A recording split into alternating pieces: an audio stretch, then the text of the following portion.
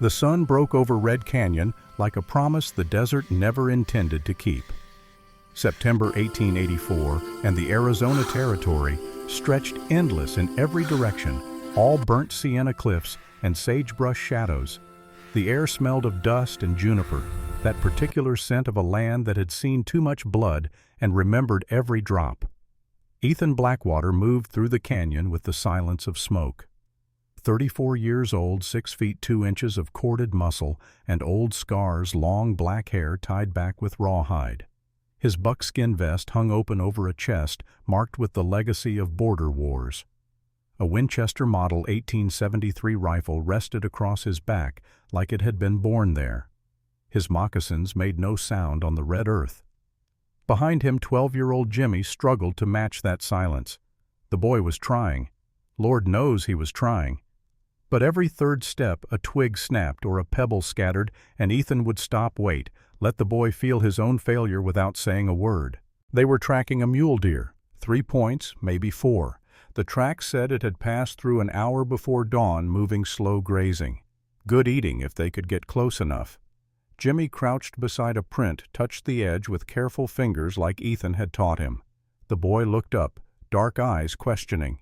Ethan raised one finger, pointed northeast, then made a walking motion with 2 fingers.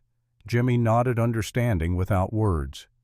The deer was moving toward the water source at Stone Creek. They had time. The boy's English still carried the cadence of Apache words, sometimes arriving in the wrong order, but his tracking eyes were sharp. 3 years Ethan had been raising him, 3 years since Jimmy's parents died during the forced relocation to San Carlos.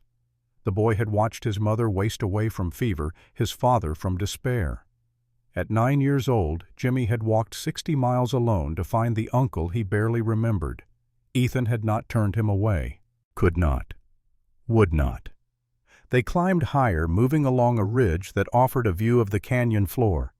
The morning light painted everything gold and crimson.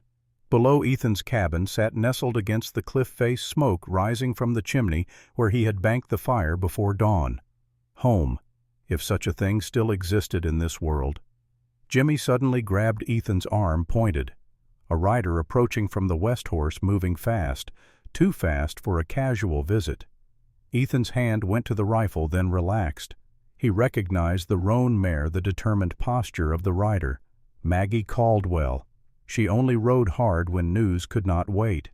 He looked at Jimmy, tilted his head toward the cabin. Time to go. They descended quickly, abandoning the deer hunt. Jimmy matched Ethan's pace now, adrenaline sharpening his focus. By the time they reached the cabin, Maggie was already dismounting, her face tight with worry. Margaret Caldwell was 42, built solid from years of running Copper Ridge's general store alone after her husband died. Gray streaked her brown hair, and her hands bore the permanent stains of hard work. But her eyes were sharp as broken glass, missing nothing. Ethan. She did not waste time on pleasantries. Never had. Maggie. He waited. She would say what needed saying. Jimmy hovered nearby, sensing something important unfolding. Maggie's horse was lathered, sides heaving. She had ridden the 7 miles from town at a pace that risked the animal. That told Ethan everything about the urgency. They're doing it. The lottery. Next week. Ethan went very still. A muscle in his jaw tightened, the only outward sign of the storm gathering behind his eyes. Jimmy looked between them, confused. What lottery? Maggie ignored the boy, her focus locked on Ethan. 8 women. Wade's got them all lined up. He's calling it a solution to the debt crisis. How many women? Ethan's voice was flat, carefully empty. 8, and Sarah Morgan is on the list. The name hung in the air like gun smoke. Ethan turned away, stared at the canyon walls rising around them. His hands opened and closed once, twice, a rare tell of the fury he kept locked down tight. Jimmy watched his uncle, had never seen quite this reaction before. Uncle, who is Sarah Morgan? Ethan did not answer immediately. When he spoke, his voice was quiet, almost gentle. Thomas Morgan's widow. The boy's eyes went wide. He knew that name.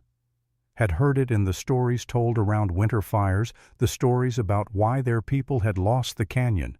why Jimmy's parents had died on that God-forsaken reservation. Thomas Morgan, the surveyor who had promised water rights and delivered nothing but lies. Maggie stepped closer. Ethan, I thought you should know. I know what Thomas did to your family, to all of our people, and I know you've been waiting. Waiting for what? Ethan's tone carried no inflection, but something dangerous moved beneath the surface. For your chance, whatever that means to you. Ethan finally turned back to face her. Tell me about the lottery. So Maggie told him how Copper Ridge was dying, had been dying for 2 years since the copper vein played out and the drought settled in like a curse. Told him how Mayor Clayton Wade had arranged this devil's bargain with a man named Victor Kane from Tombstone. Told him how 8 women whose husbands had died or abandoned them, women who could not pay their debts, were being offered up like livestock. $1 bought a ticket. Winner got a wife, her debts cleared. The woman got a husband and a fresh start. That was the story Wade was selling. The truth, Maggie said, was uglier. Kane ran brothels and labor camps. The women would not be wives. They would be property shipped to Nevada mining operations where contract labor was legal if you called it the right thing. Wade knows, Ethan asked. Wade is desperate. The town owes $15,000 to the Territorial Bank. Without it, we all lose everything. He's convinced himself this is the lesser evil. And Sarah Morgan. What does she owe? $280. Thomas left her with nothing but debts and broken promises. The bank gave her final notice last week. Ethan absorbed this. His wife Ayanna's face flashed through his mind the way she had looked the last time he saw her alive. The way their daughter Kimmy had cried from hunger, from thirst, from the contaminated water that eventually killed her. All because Thomas Morgan had falsified a treaty, sold Apache water rights to the railroad for $5,000. And now Thomas's widow faced the same desperation his people had faced. The symmetry was almost beautiful. Almost. When is the lottery? 1 week, Saturday at noon. Ethan nodded slowly. I will be there. Maggie searched his face. What are you planning? To enter the lottery? Jimmy gasped. Uncle, no. You cannot buy a woman like they bought our land.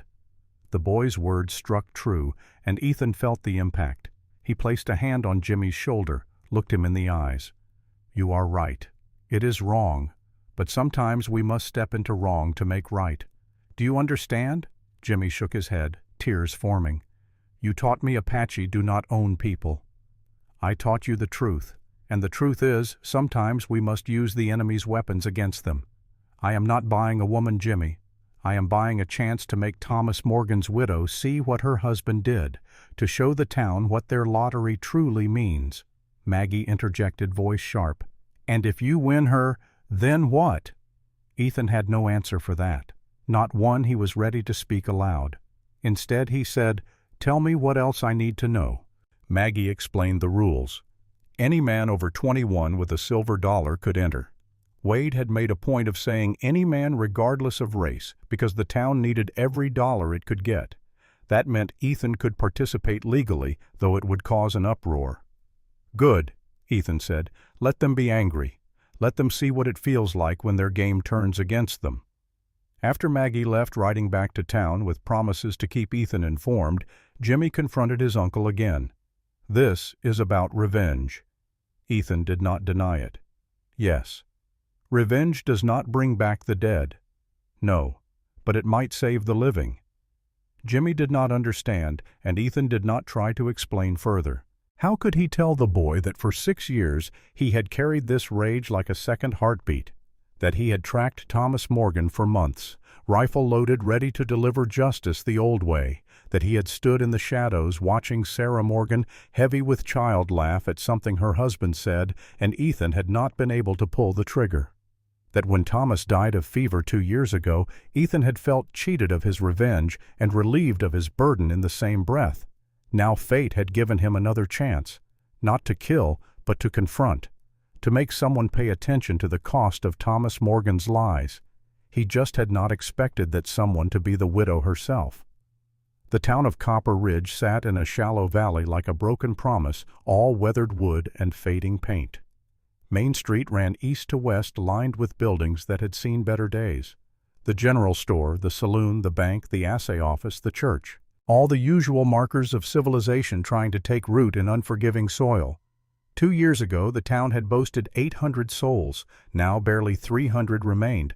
The copper mine had played out the vein, running shallow and then gone. The drought had finished what the failing mine started. Wells ran dry, crops withered, livestock died, and the people they kept leaving. Mayor Clayton Wade stood on his porch watching Main Street empty in the afternoon heat. 52 years old, running to fat, now his hair thinning, but his ambition still intact. He had been mayor for 8 years, had seen Copper Ridge through boom times.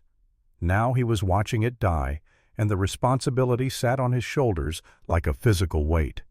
Inside his office, the ledgers told a story he could not escape. $15,000 owed to the Territorial Bank of Arizona by October 1st, 3 weeks away. The bank had been patient, had given extensions, but patience had limits.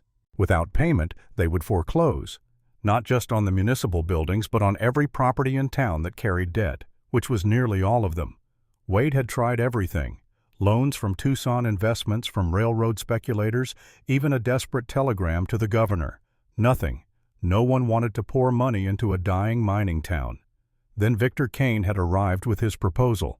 Kane was a businessman from Tombstone, 48 years old, well-dressed, articulate. He ran several establishments, saloons, gaming houses, and yes, brothels. But he presented himself as a legitimate entrepreneur, and technically everything he did operated within the boundaries of territorial law. Kane's proposal was simple. He needed women for his Nevada operations. Silver mines up there ran 24 hours, needed cooks, laundresses, seamstresses. They paid well, he claimed. 7-year contracts, room and board, provided wages held in escrow until contract completion. For each woman Wade provided, Kane would pay $500. 8 women would clear $4,000 of the town's debt. Not enough to save everything, but enough to negotiate an extension to buy time. Wade had wrestled with his conscience for exactly 1 night. Then he had started making lists. Widows who could not pay their debts. Women whose husbands had abandoned them. Women the bank was preparing to evict. 8 names. He called it a bride lottery to make it palatable. Framed it as giving these women a chance at new lives, new husbands, fresh starts. The men who entered would clear the women's debts in exchange for marriage. Everyone won. That was the story he told himself, told the town, told his wife Elizabeth, who looked at him with eyes that knew he was lying but said nothing. The truth was uglier, and Wade knew it. But he had built a career on convincing himself that necessary evils were not truly evil if they served a greater good. He just had not expected how easily that logic would corrode everything he thought he believed about himself. In a small house at the edge of town, Sarah Morgan counted her last 7 coins, 3 silver dollars, 4 bits. Not enough to buy bread for a week, let alone pay the $280 the bank demanded. She sat at a table her husband had built 6 years ago in a house they had bought with dreams and mortgage debt. Thomas had been so sure of his prospects then, so confident in his surveying work. The railroad was expanding. The government needed maps, and Thomas Morgan was the best surveyor in the territory. He had been right about that. He had been very good at his work. Sarah just had not known until after he died how much of that work had been lies. She was 27 years old. Brown hair pulled back in a practical bun, green eyes that had once sparkled with optimism, now dulled by 2 years of grinding poverty. She had been a schoolteacher before marrying. Thomas had loved the work. After his death, she tried to return to it, but the school board said positions were full. They meant she was tainted by debt, by scandal, by association with failure. So she had sewn, taken in laundry, done any work she could find. But Copper Ridge was dying, and no one had money to pay for services they could do themselves. The bank's final notice sat on the table beside her coins, 10 days to settle her account or face arrest for debt. Territorial law allowed imprisonment for unpaid obligations over $100. She would go to jail, and her house would be auctioned to cover what she owed. A knock at the door interrupted her spiral of despair. Maggie Caldwell stood on the porch carrying a basket covered with cloth. "May I come in?" Sarah stepped aside, grateful for the company, even as shame burned in her chest. Maggie had been kind these past 2 years, kinder than most. But kindness had limits. Maggie set the basket on the table, removed the cloth. Bread, cheese, dried apples. More food than Sarah had seen in a week. "I cannot pay for this," Sarah said quietly. "Did I ask for payment?" "Maggie, I cannot accept charity." "It is not charity, it is friendship." Maggie's voice was firm. "And it is not why I came." She told Sarah about the lottery, about Wade's plan, about how Sarah's name was on the list of 8 women to be offered up Saturday at noon. Sarah listened, the words hitting her like physical blows. When Maggie finished, Sarah sat down, hard legs, suddenly unable to hold her. "He cannot do this. I will not participate." "You do not have a choice. Your debt makes you eligible, and Wade has the legal authority. If you refuse to appear, he can have you arrested and auctioned anyway." Sarah's hands shook. "Then I will run. To where, with what money they will find you and bring you back. And it will be worse." The trap closed around Sarah with the finality of a coffin lid. She had known things were bad, had not realized they were impossible. Maggie pulled something from her pocket. $20 in coins. "Take this. It is not much, but it might buy you options." Sarah stared at the money, wanted it, desperately refused it on principle. "I will not take your savings." "It is not my savings. It is an investment in you surviving this." "Why do you care what happens to me?" Maggie's expression softened. "Because I was you once. Different circumstances, same desperation. Someone helped me. Now I help you. That is how we survive, Sarah. Together." Sarah took the money with trembling fingers, felt the weight of it, the possibilities and limitations it represented. "What should I do?" "Saturday, you go to the lottery, you stand tall, and you remember that whatever happens, you are not property. You are a woman with a mind and a will. Do not let them take that from you." After Maggie left, Sarah sat alone in the gathering dark, trying to imagine a future that did not feel like falling. Saturday arrived with a sky so blue it hurt to look at. The entire town turned out for the lottery, men and women alike, though for different reasons. The men came with silver dollars and hunger in their eyes. The women came to bear witness, to judge, to whisper among themselves about which of the 8 had brought this shame upon themselves. The platform had been built in the town square, rough lumber hastily nailed together. 8 chairs sat in a row. Behind them a table where Mayor Wade would conduct his business. Sarah arrived exactly at noon, walking up Main Street with her head high and her stomach churning. She wore her best dress, which was not saying much. Faded blue calico mended in 3 places but clean. Her hair was pinned up, her face scrubbed. She would not give them the satisfaction of seeing her broken. The other 7 women were already there. Sarah knew them all. Martha Green, whose husband died in a mine collapse. Beth Ann Carter, abandoned with 2 children. Young Annie Reed, barely 16, orphaned by cholera. And others, each carrying their own story of loss and desperation. They did not speak to each other. What was there to say? The crowd pressed in easily, 100 people.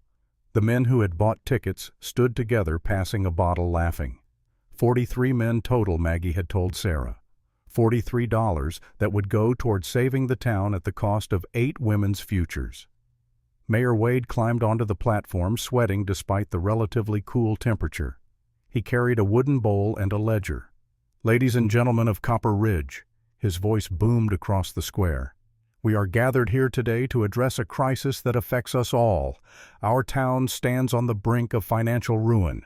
But we have found a solution, one that will help both our community and these fine women who find themselves in unfortunate circumstances." Sarah felt bile rise in her throat at his words. Fine women. Unfortunate circumstances.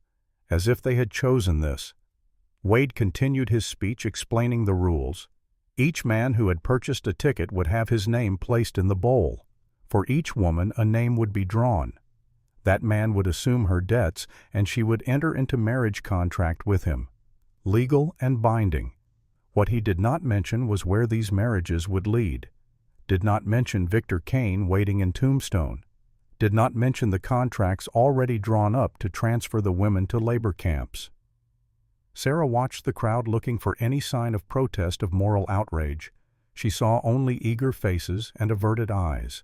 Then the crowd parted like water before a stone. A man walked through, tall and broad-shouldered, moving with the controlled grace of a predator. Long black hair, buckskin vest, moccasins. An Apache. The silence that fell was absolute. Sarah recognized him. Had seen him before, though it took a moment to place where.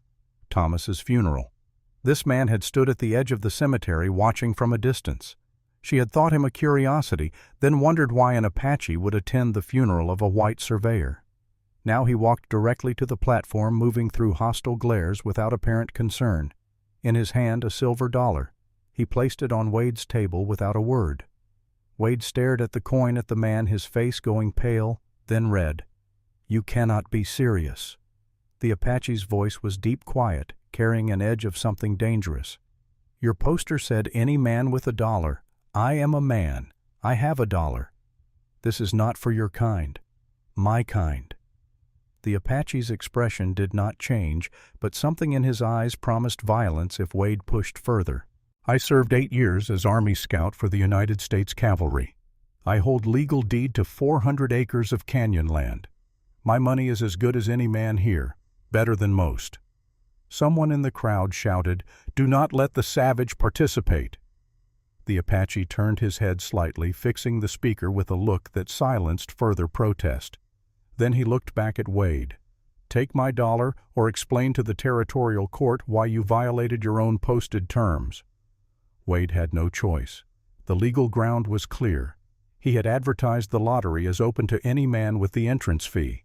To refuse would invite lawsuits the town could not afford. He took the dollar with shaking fingers. The Apache nodded once, then moved to stand with the other men. They shifted away from him like he carried plague, but he seemed unconcerned. His attention had moved to the 8 women on the platform, and his gaze settled on Sarah. For a moment their eyes met. Sarah felt a jolt of recognition, though she could not place why. There was something in his face, in the set of his jaw, that spoke of old pain carefully controlled. Then he looked away, and Sarah was left with questions she had no way to answer. Wade began the drawing. The first woman's name called was Martha Green. Wade reached into the bowl of men's names, pulled a slip, unfolded it with exaggerated ceremony. Jacob Sutton. A rough-looking man in his 50s pushed forward, grinning. Martha went pale but stood, walked to stand beside her new husband. Sutton grabbed her arm, pulled her close, and Martha flinched. Sarah's heart hammered.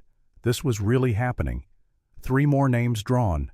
3 more women paired with strangers. Beth Ann Carter started crying when she heard her match a man known for his temper and his drinking. Her children watched from the crowd, too young to understand what they were witnessing. Then Wade reached for another slip. Sarah Morgan. The world narrowed to a pinpoint. Sarah stood on numb legs, walked to the front of the platform. She would not show fear. Would not give them that. Wade's hand dipped into the bowl of men's names, seemed to hesitate, pulled a folded paper.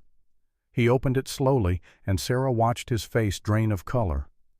Ethan Blackwater. The name meant nothing to Sarah, but the crowd erupted, shouts of protest, of outrage, of disbelief. The Apache stepped forward through the chaos, his expression unchanged. Ethan Blackwater. The name finally connected. Sarah had heard Thomas mention it once in passing years ago.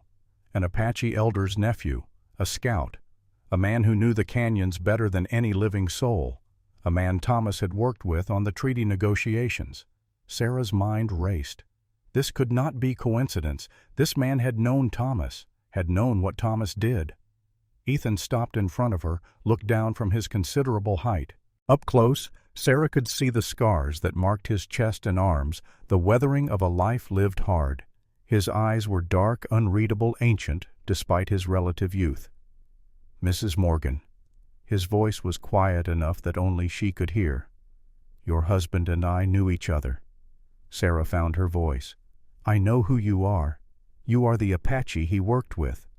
Something flickered in Ethan's expression. "Worked with? Is that what he told you?" Before Sarah could respond, Wade's voice cut through the crowd noise.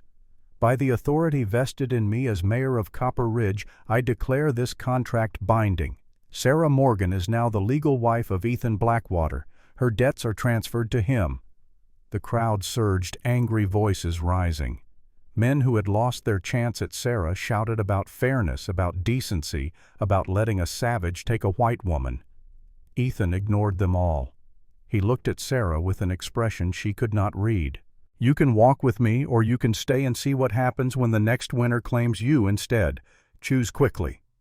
Sarah looked at the crowd, at the faces twisted with rage and greed, looked at the other women being pulled away by their new husbands, looked at Beth Ann's children crying. She looked back at Ethan Blackwater and made a choice that felt like jumping off a cliff. "I will walk." Ethan nodded once, turned and moved through the crowd, which parted for him now out of fear rather than respect. Sarah followed, feeling every eye on her back, hearing the whispers that would follow her the rest of her life. At the edge of the square, 2 horses waited. Ethan mounted the larger one with practiced ease, then looked down at Sarah. "Can you ride?" "Yes." "Good. It is a long way to the canyon." Sarah climbed onto the second horse, her hands shaking so badly she nearly dropped the reins. Ethan waited until she was settled, then started riding without looking back. As they left Copper Ridge behind, Sarah heard Maggie's voice calling something, but the words were lost in the wind. They rode in silence for the first hour, following a trail that wound northeast into rising terrain. The land changed gradually from scrub flatland to rocky hills to the beginnings of true canyon country. Red cliffs rose on either side, and the temperature dropped as shadows deepened. Sarah's mind churned with questions she did not dare ask. Why had this man entered the lottery? What did he want from her? And what had he meant about Thomas?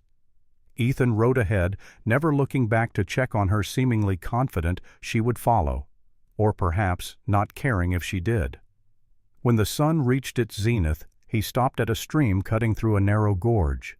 Dismounted, watered his horse, then waited while Sarah did the same. "Drink," he said. Not an order, but not a suggestion either. Simply a statement of necessity. Sarah knelt by the stream, cupped water in her hands, drank deeply. The cold shocked her system, cleared some of the fog from her mind. When she straightened, Ethan was watching her with those dark, measuring eyes. "You think I wanted this?" His voice was quiet, almost conversational. Sarah found her courage. "Did you not? You paid your $1. You entered the lottery. I entered to prove a point." "What point?" "That men who sell their women deserve to see what happens when the game turns against them." Sarah processed this. "Then why did you not refuse when they called my name?" Ethan's expression hardened. "Because the same men who laughed would have dragged you to another winner. Or worse, you were safer walking with me than left to them." "Safe." Sarah heard the bitterness in her own voice. "With a man I do not know, a stranger who could do anything he wants." "I could." Ethan's honesty was brutal. "But I will not. How am I to believe that you are not? Belief is earned, but I give you my word, and among my people that means something." Sarah studied him, trying to reconcile the contradictions. He spoke of protecting her while acknowledging he could harm her. He claimed to hate the lottery while participating in it. He seemed angry at Thomas, but directed that anger at her. "You said my husband knew you. How?" Ethan was silent for a long moment. When he spoke, his voice was carefully controlled. "We will talk, but not here, not now. Wait until we reach the canyon. Then I will tell you everything." "Tell me what?" "The truth about Thomas Morgan, the truth your husband spent his life hiding." Fear and curiosity warred in Sarah's chest. "You are going to tell me my husband was not the man I thought he was." "I am going to tell you the man you married destroyed my family, and I am going to show you proof." Sarah felt the ground shift beneath her feet.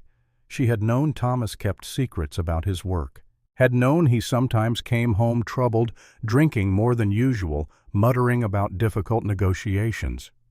But destroyed families, that sounded like the words of a madman or a liar. Yet something in Ethan's face told her he believed what he was saying.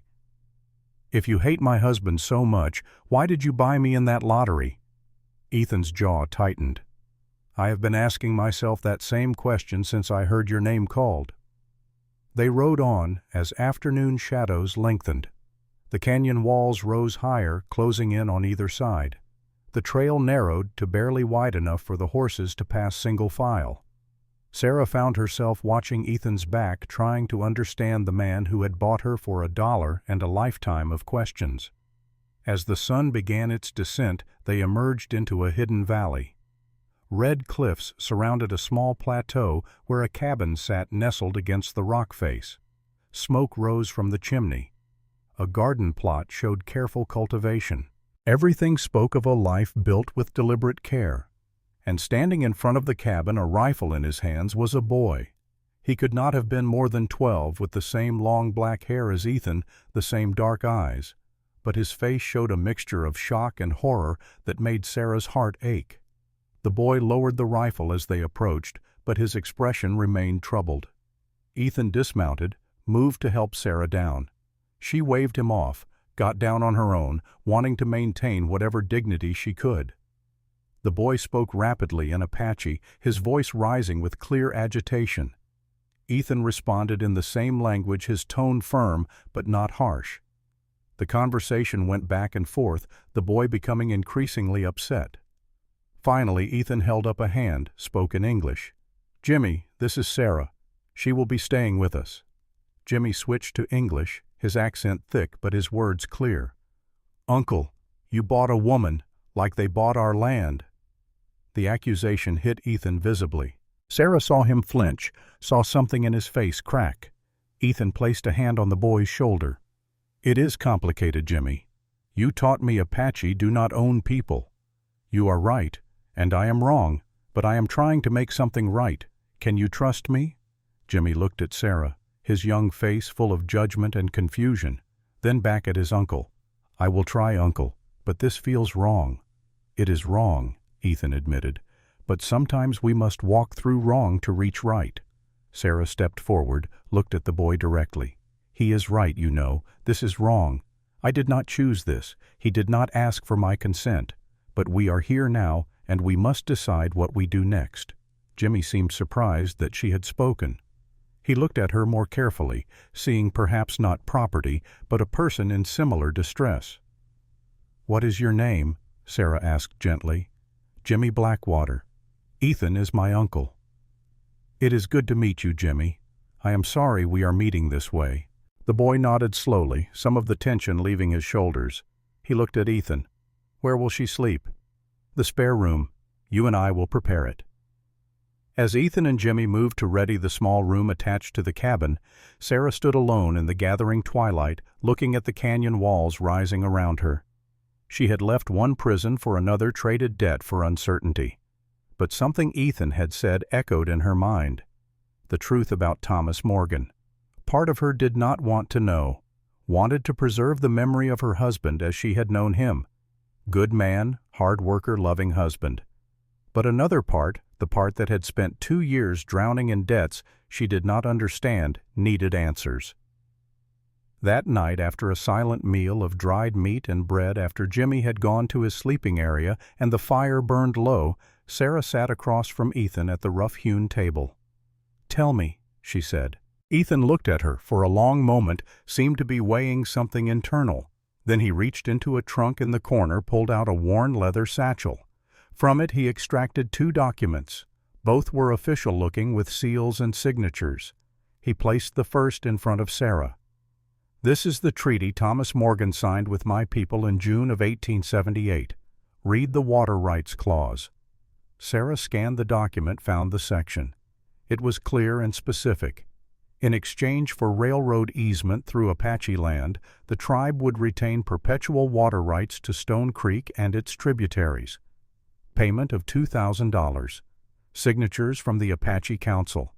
Thomas Morgan's signature as witness and government liaison. "This seems fair," Sarah said slowly. Ethan placed the second document beside the first. "This is the version Thomas filed with the territorial government." Sarah read it. The same easement terms, the same payment amount. But the water rights clause was missing entirely. Her hands began to shake. No, Thomas would not have done this. He did. He signed the first version to gain our trust. Then he filed the second version to satisfy the railroad. They paid him $5,000 for the complete land purchase with no water restrictions. Sarah stared at the documents, her vision blurring. How do I know you did not forge these? The Territorial Archives will confirm it. I can take you there myself. But you already know I am telling the truth. You can feel it. He was right. Sarah could feel it.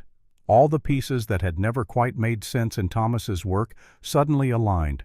His unexplained income, his drinking, his nightmares, his refusal to talk about the Apache negotiations. What happened to your people? Ethan's voice went flat, empty.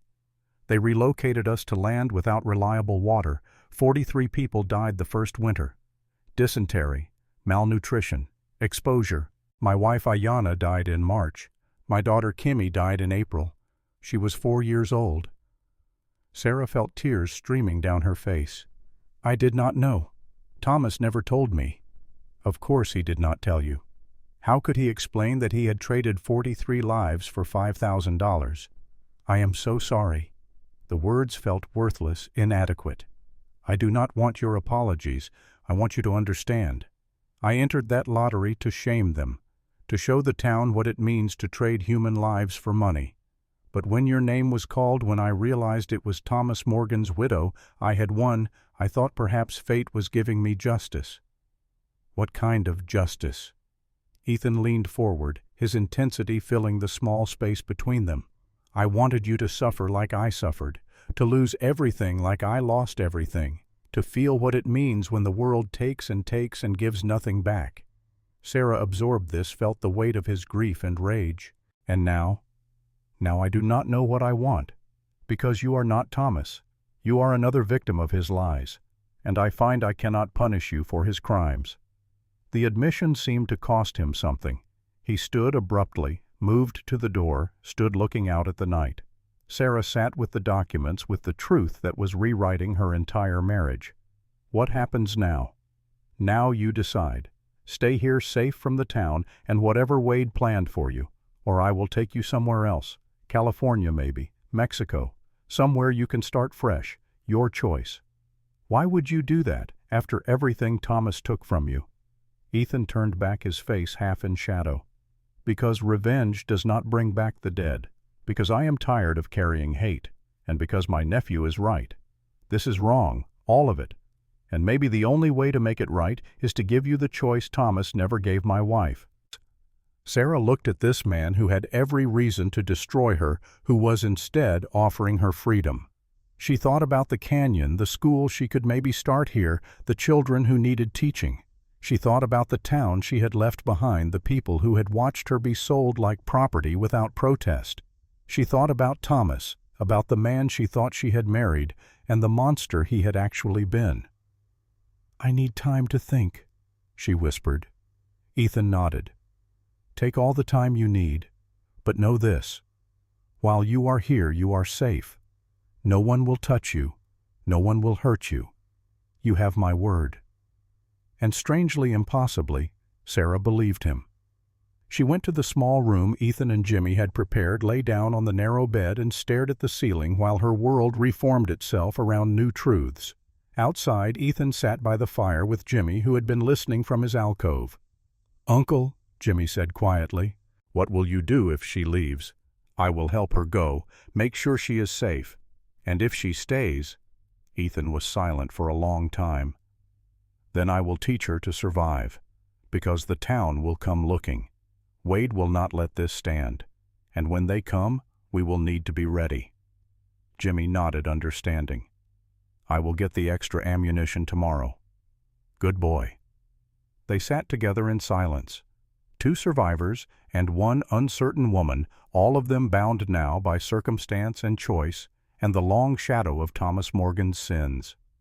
In the distance, a coyote called to the rising moon, and the canyon walls echoed the sound back like a promise the desert always intended to keep. 3 days passed in the canyon like water over stone, slow and deliberate. Sarah woke each morning to the sound of Ethan and Jimmy moving through their routines with practiced efficiency, hunting, hauling water, tending the small garden plot that somehow thrived in this harsh landscape. They moved around her like she was furniture present, but not quite real. She wanted to hate them for it, could not quite manage. On the third evening, as twilight painted the canyon walls purple and gold, Sarah made her decision. She found Ethan outside checking the horses. "I will stay." Ethan paused in his work, did not look up. "For how long?" "I do not know yet, but I need to understand what Thomas did, all of it, and I need to know if any of it can be fixed." Now Ethan did look at her, something unreadable in his dark eyes. "Fixed how?" "The land, the water rights. If Thomas falsified those documents, then the treaty is void. The land should revert to your people." "Should? Will not. The railroad has already built through it. They will not give it back without a fight." "Then we fight." Ethan studied her for a long moment. "Why would you do that? Fight for people your husband betrayed." Sarah met his gaze without flinching. "Because it is the right thing to do. And because I spent 2 years drowning in Thomas's debts. Maybe this is one I can actually pay." Something shifted in Ethan's expression, a crack in the carefully maintained wall. "If you stay, you work, you learn. I will not carry dead weight." "I did not ask you to." "Good. We start tomorrow, before dawn." That night Sarah heard Ethan and Jimmy talking in low voices by the fire. She could not make out the words, but the tone was different. Less tension, perhaps a fragile beginning of acceptance. She slept better than she had in months. Morning arrived cold and dark. Ethan shook her awake before the sun cleared the canyon rim. "Get up, get dressed. We have work." Sarah dressed quickly in the dim light, pulled on her worn boots, followed Ethan outside. Jimmy was already there holding 2 empty water buckets. Ethan gestured to a steep trail leading down the canyon wall. "Water sources at the bottom, 200 yards. You make 4 trips. That gives us enough for cooking, washing, and the horses." Sarah looked at the trail, at the heavy buckets, felt doubt creep in. But she took the buckets without complaint. The first trip down was manageable. The trail was steep but clear. At the bottom, a spring bubbled from the rock face, crystal clear and cold. Sarah filled both buckets, tested their weight, and understood immediately why this was a test. The climb back up nearly broke her. Her arms screamed. Her legs shook. Water sloshed over the rim, soaking her dress. By the time she reached the top, she was gasping, hands cramping. Ethan watched without expression. 3 more. Sarah wanted to curse him, wanted to throw the buckets at his impassive face. Instead, she dumped the water into the storage barrel and started back down. By the 4th trip, blisters had formed on her palms. Her shoulders felt like they were on fire. She fell twice, spilling half a bucket each time. When she finally stumbled to the top with the last load, Ethan was waiting with a strip of cloth. "For your hands." He wrapped the blisters with surprising gentleness, his calloused fingers careful. Sarah watched his face, saw nothing but concentration. "Why?" she asked. "Why what? Why make me do this? If you wanted to punish me, there are easier ways." Ethan finished tying off the bandage. "This is not punishment. This is survival. If I die tomorrow, you need to know how to keep yourself alive. The canyon does not care about your pain. It cares whether you are strong enough to earn your place here." He stood, looked at her with something that might have been respect. "You did not quit. Most would have after the 2nd trip. I am not most people." "No, you are not." The days that followed established a brutal rhythm. Water hauling every morning, then firewood gathering, then cooking, then mending. Every task designed to test her limits, to build calluses on her soft hands, to transform her from town woman to canyon survivor. Jimmy helped, though he tried to hide it. Would appear beside her when she struggled with a particularly heavy load, take one end without speaking. Would show her the correct way to stack firewood so it dried properly. Would demonstrate how to gut a rabbit without wasting meat. "Your uncle sent you to help me," Sarah said once. Jimmy shook his head. "Uncle does not send me to do anything. I choose." "Why choose to help me?" The boy thought about this while they worked. "Because you do not complain. Because you try even when it is hard. Because I think maybe Uncle was wrong about you." "Wrong how?" "He thought you would be like your husband, weak, dishonest. But you are not those things." Sarah felt tears prick her eyes but refused to let them fall. "Thank you, Jimmy." "Do not thank me. Just keep trying." 2 weeks into her stay, Ethan began teaching her to shoot. He set up targets at the far end of the small valley, tin cans balanced on rocks. He handed her the Winchester, showed her how to hold it, how to sight down the barrel. "This rifle holds 15 rounds. Effective range is 300 yards. You will learn to hit a target at 50 yards before I teach you anything else." Sarah took the rifle, felt its weight, its potential. Ethan positioned himself behind her, adjusted her stance. The proximity was professional necessary, but Sarah felt hyper-aware of his presence, the heat of his body, the steadiness of his hands. "Breathe out slowly. Squeeze the trigger between heartbeats." She fired. The recoil surprised her, sent her stumbling back into Ethan's chest. The shot went wide, kicking up dust 10 feet left of the target. Again! She fired 15 times. Hit nothing. Ethan reloaded the rifle, handed it back. Again. By the time the sun reached its peak, Sarah had fired over 100 rounds. Her shoulder was bruised from the recoil. Her ears rang despite the cloth Ethan had given her to stuff in them. And she had hit exactly 3 cans. But 3 was better than 0. "You learn fast," Ethan said, and Sarah heard genuine approval in his voice. That night her body ached in new ways, but she had learned to shoot, had learned to haul water without spilling, had learned to move through the canyon like she belonged there. She was becoming something different from the woman who had stood on that platform in Copper Ridge, something harder, something forged by necessity and choice. In the 3rd week, Maggie rode into the canyon with news. She arrived at sunset, her horse lathered and heaving. Ethan met her with rifle ready, relaxed only when he confirmed she was alone. "We have a problem," Maggie said without preamble. They gathered inside the cabin. Sarah, Ethan, Jimmy, and Maggie crowded around the small table. "Wade knows you took Thomas's journals from the town hall." Ethan went very still. "How?" "You left marks, disturbed dust. And Wade is not stupid. He knows why you would want them." "What will he do?" Maggie pulled a folded paper from her coat. "He sent word to Victor Kane, told him you are trying to undermine the lottery to expose the trafficking. Kane is coming early, not in 2 weeks, in 3 days." Sarah felt ice form in her stomach. "Coming for what?" "For the women, for the land, and for you, Ethan. He knows about the Apache land claim. Knows if you prove Thomas falsified those treaties, it threatens more than just Wade's arrangement. It threatens the entire railroad expansion." Ethan absorbed this. "How many men will Kane bring?" "My sources say 7, all experienced, all armed." "Against 3 of us." Ethan looked at Sarah, at Jimmy. 4, if we count Sarah." "I can shoot," Sarah said quickly. "You taught me." "Hitting tin cans is not the same as shooting at men who are shooting back." "Then teach me the difference." Ethan studied her, seemed to see something that satisfied him. He nodded. "Maggie, can you get word to Captain Forrest at Fort Bowie? The cavalry captain, the one you scouted for." "Yes. Tell him I am calling in the debt he owes me. Tell him I need him here in 3 days. That is 60 miles. He might not make it in time." "Then we hold until he does."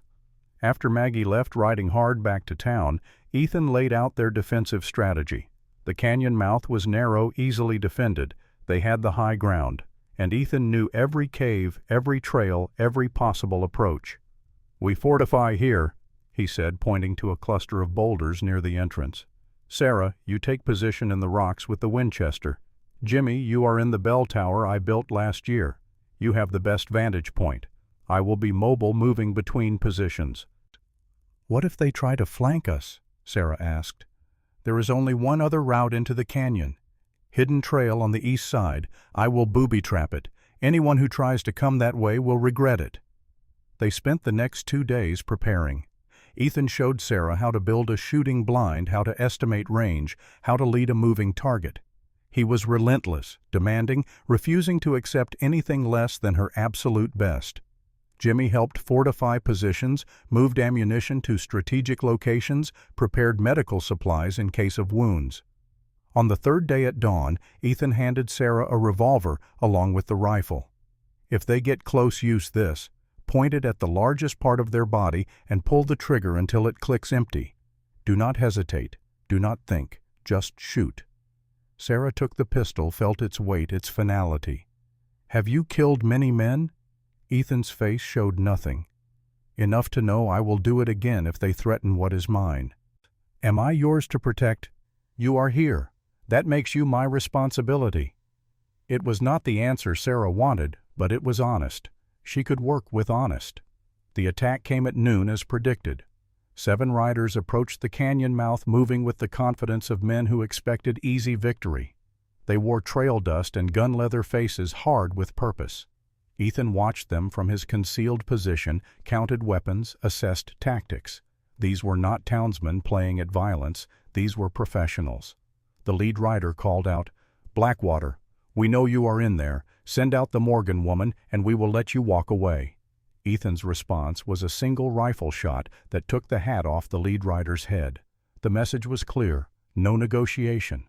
The riders scattered, seeking cover. Then the real battle began.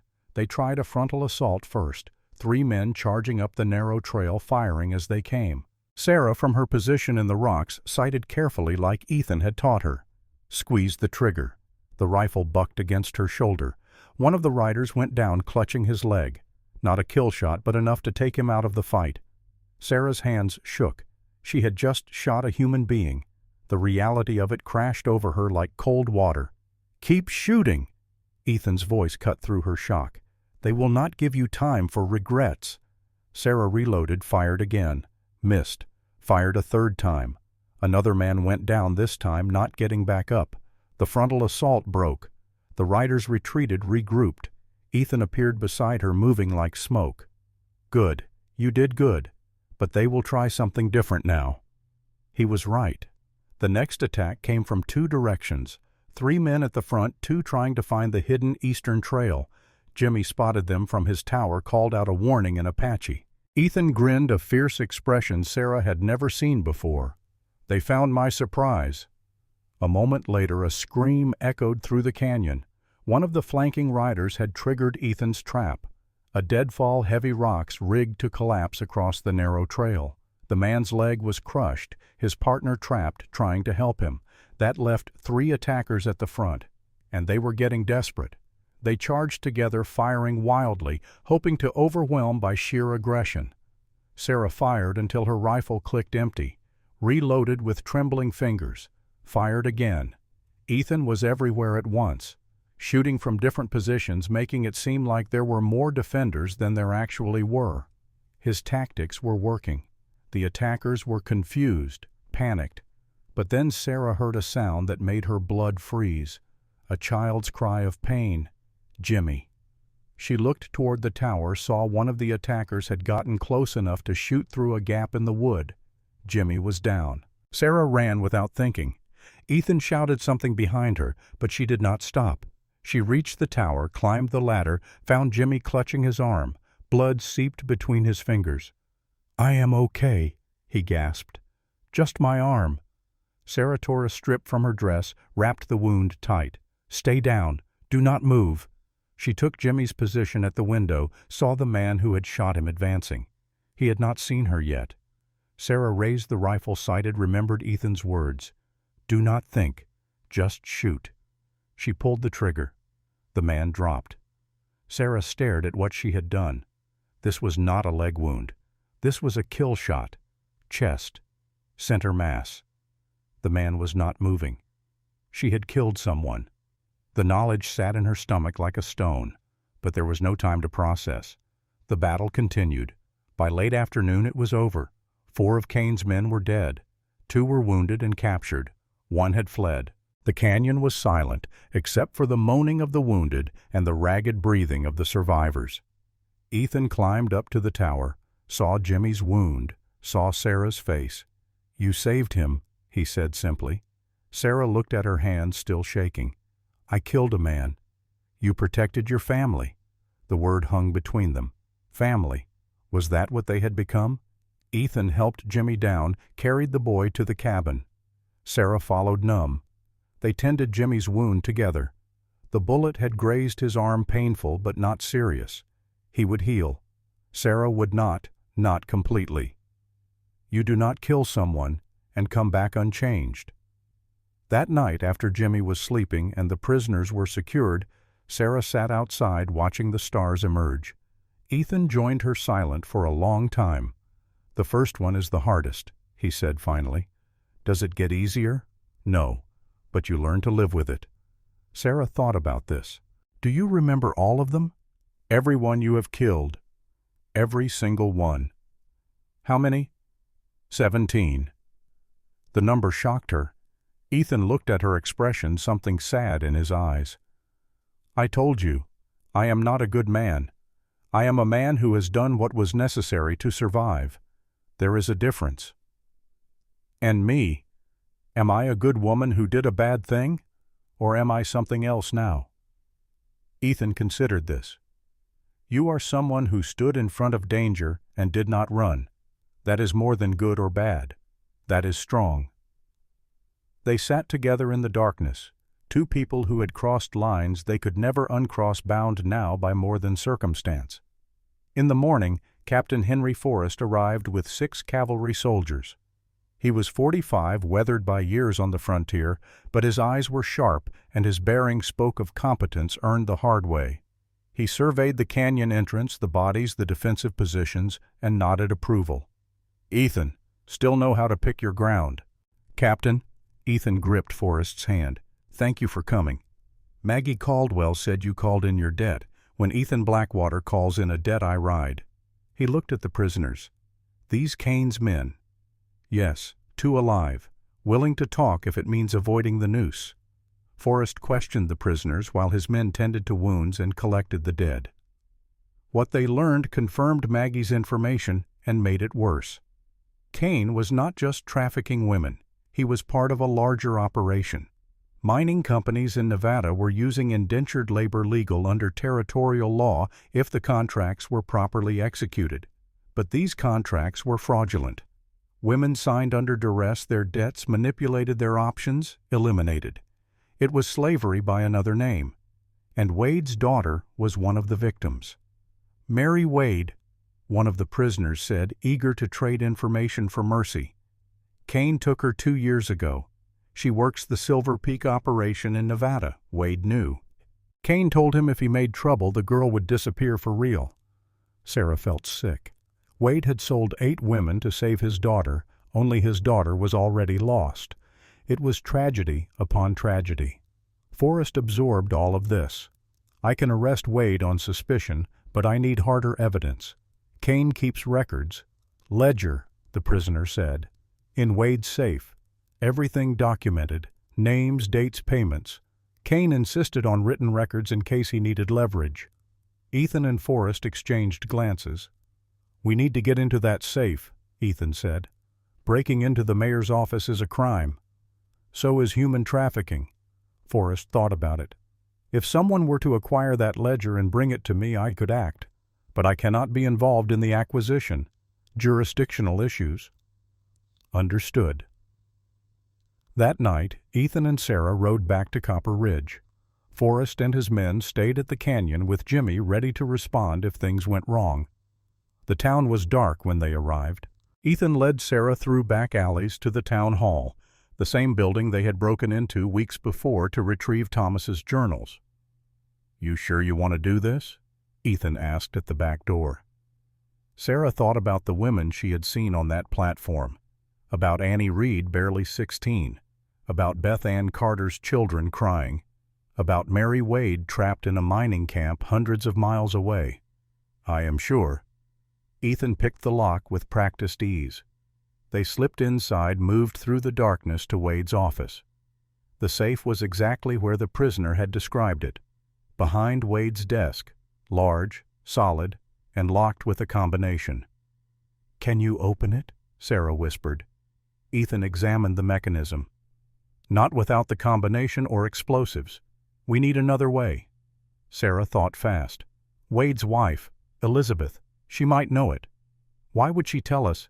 Because Maggie said she hates what her husband has become, and because her daughter is one of Cain's victims. She has every reason to help. They left the town hall, moved through shadows to the Wade house. A light burned in an upstairs window. Sarah threw a pebble at the glass. Elizabeth Wade appeared older than her 50 years, face drawn with sleepless nights. She saw Sarah, saw Ethan, and something flickered in her expression. Not fear, hope. She came down, opened the door without a word, let them in. "You are here for the ledger," she said. Statement, not question.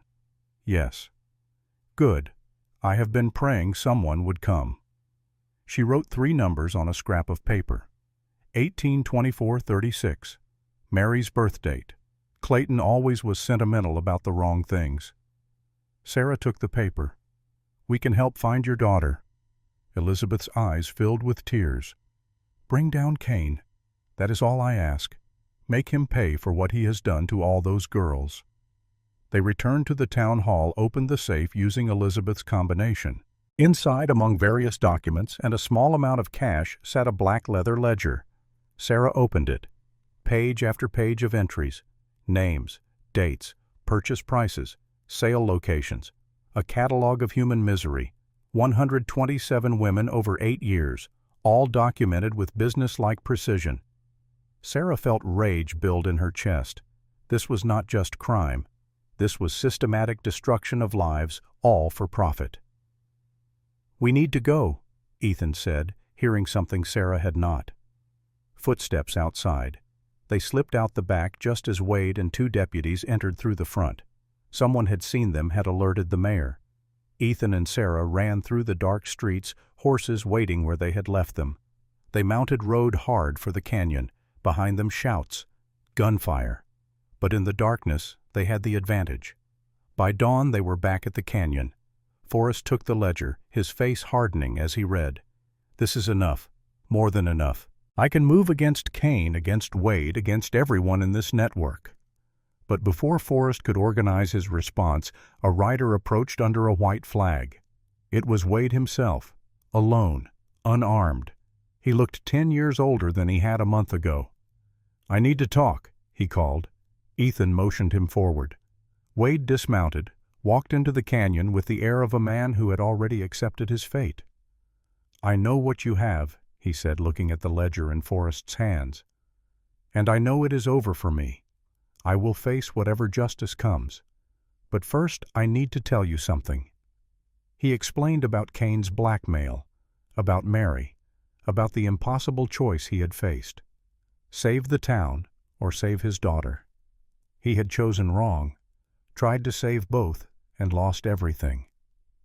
"Where is Mary now?" Sarah asked. "Silver Peak Mine, Nevada. At least that is where she was 3 months ago. Cain moves them sometimes." Wade looked at Ethan. "I know I have no right to ask, but you know what it is to lose a daughter. Please, help me find mine." Ethan was silent for a long moment. Then, "I will help. Not for you. For her. No one deserves what Cain has done." Wade nodded, accepting this. "Thank you. But you will face trial. You will answer for what you have done." "I know, and I will. But first I need to make one thing right." He reached into his coat, pulled out a folded document. "These are the original survey maps Thomas Morgan created. The real ones with the true boundaries and water rights marked. I kept them as insurance against Thomas ever trying to blackmail me. You can use them to prove the treaty fraud. Get your people's land back." Ethan took the maps, unfolded them, saw the truth in Thomas's own hand. The water rights clearly marked, the boundaries accurately drawn, everything that had been stripped away in the filed version. This was the proof they needed. Wade turned to leave, stopped, looked back. "For what it is worth, I am sorry. I told myself I was doing what was necessary. told myself the ends justified the means, but they never do. The means become the ends, and you wake up one day realizing you have become the thing you swore you would never be. He walked out of the canyon into the custody of Forrest's soldiers. That night around the fire, Sarah, Ethan, Jimmy, and Forrest discussed what came next. Forrest would telegraph the federal marshals. With the ledger and the prisoner testimonies, they could dismantle Kane's entire operation, rescue the women, bring everyone involved to justice. The survey maps would be filed with the territorial government. Combined with Thomas's journals proving document fraud, the Apache land claim was solid. "It will not be quick," Forrest warned. "Legal battles take time, but you will win." Ethan looked at the maps at the land his people had lost might now reclaim. How long? 6 months, maybe a year, but it will happen, Sarah spoke up. And the women? How long until they are free? We move on the mining camps within 2 weeks. I have authority to investigate labor law violations. Once we document conditions, we can liberate them immediately. Jimmy had been quiet listening. Now he asked, "What about Wade? What will happen to him?" Forrest sighed. "He will go to trial, probably prison. But he cooperated, gave us evidence. That will count for something." "Is that justice?" Jimmy's young voice was serious. "He sold women. He knew what Kane was doing." "Justice is complicated," Forrest said. "Sometimes bad men do good things at the end. We judge them for both." After Forrest left with his prisoners after the fire burned low, Sarah found herself alone with Ethan again. "Thank you," she said. "For what?" "For letting me be part of this, for teaching me to fight, for not treating me like I am fragile." Ethan looked at her in the firelight. "You were never fragile. You just did not know how strong you were yet. And now you are dangerous. Any man who underestimates you will regret it." Sarah felt something warm spread through her chest. Not quite happiness, something fiercer. Pride, maybe, or purpose. "What happens after the trials and the land claims and everything?" Ethan was quiet for a long time. "I thought I knew.